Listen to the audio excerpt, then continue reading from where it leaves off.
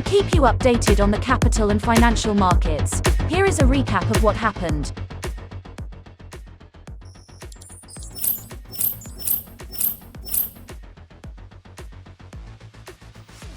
China's securities watchdog said it held a series of seminars February 18 to 19 with market participants who proposed tighter scrutiny of company listings and trading behavior as part of efforts to revive market confidence.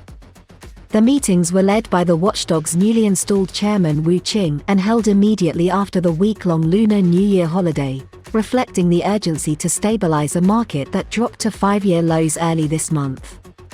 Participants, including small investors, listed companies, money managers, and accounting firms, said regulators should tighten screws on initial public offerings and weed out listed companies that do not qualify. They also proposed a fairer trading mechanism and harsher punishment for lawbreakers, the China Securities Regulatory Commission said in a statement. The watchdog said it would treat all proposals seriously and implement feasible ones immediately, reiterating its intention to resolutely maintain market stability and control market risks.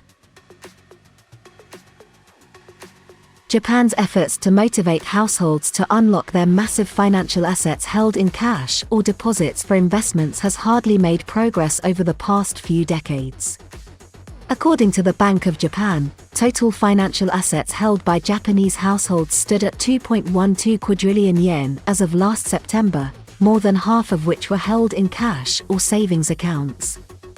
But now there are lofty expectations among those in the financial industry that the tide will finally turn. The source of that optimism is a new policy plan unveiled by the government in December dubbed "Promoting Japan as a Leading Asset Management Center." 3 straight years of losses from Chinese markets and anti-Beijing rhetoric from Washington have not deterred some U.S. asset managers from introducing products they hope will thrive if Chinese stocks rebound. China's markets have been hit by a long-lasting property crisis, slowing growth, and geopolitical tension.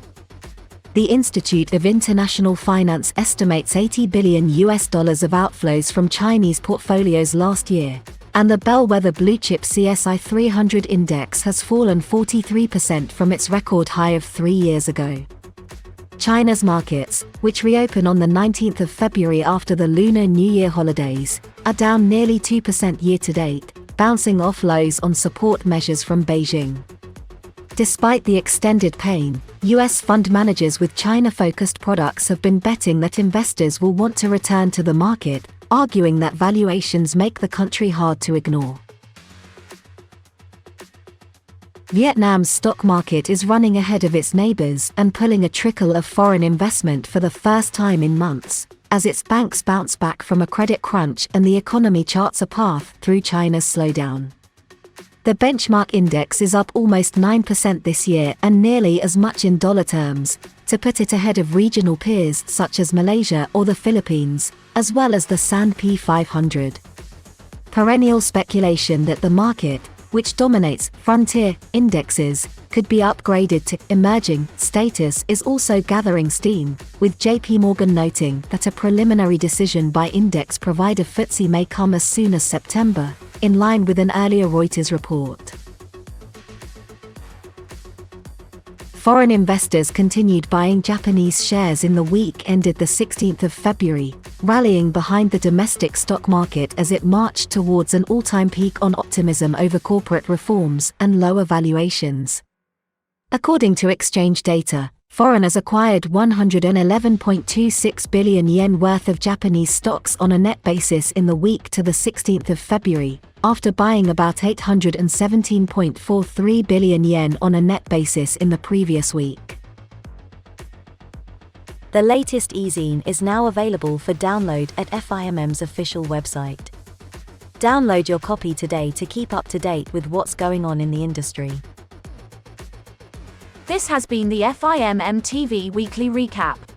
Be informed, stay updated. Be sure to like, share and subscribe.